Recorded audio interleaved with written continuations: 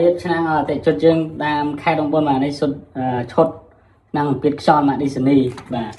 ងុនឆ្នាំមុំល្អបាទហើយយើងមានបាននេះវ័នទំពាតវាបាទវែកមានដល់2កំប៉ុងវ័នកបាទថាសបាទហើយឆ្នាំងឡើងសឹមចំហុយបាទនេះថានេះសម្រាប់ដាក់មកនេះចំហុយបាទឆ្នាំងស៊ីនវានេះបងប្អូនយើង1លីត្រហើយឆ្នាំងថែមនេះក្រាស់ជាងនេះទៀតដល់1លីត្រអានេះវាស្មើបាទអានេះឆ្នាំងថែមដែរសម្រាប់យើងដាំកាត់ថយជាតិស្ករបាទនេះគេយើងដាក់ចូលក្នុងមកបាទចឹងមើលបានឆ្នាំងរត់ជាប់មាត់ម្ដងបងណាបាទនេះផលិតផល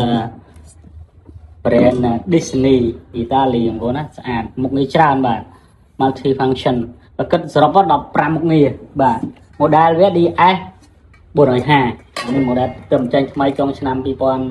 ហ្នឹងបងប្អូន model នេះតែបងប្អូនចង់បានតែតតងខាងភីម៉ូទ័រ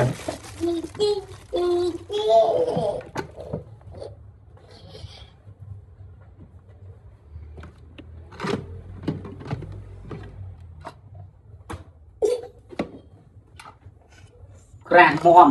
បាទឆ្នាំងក្រាស់មុំនេះបាទមុខងារហើយមានដាក់រូបថតនៅនឹងបាត់បាទអ្នកចេះសោក៏អាចមើលបានបាទនេះគឺ version ចេញថ្មីជំនាន់ថ្មីស្រួល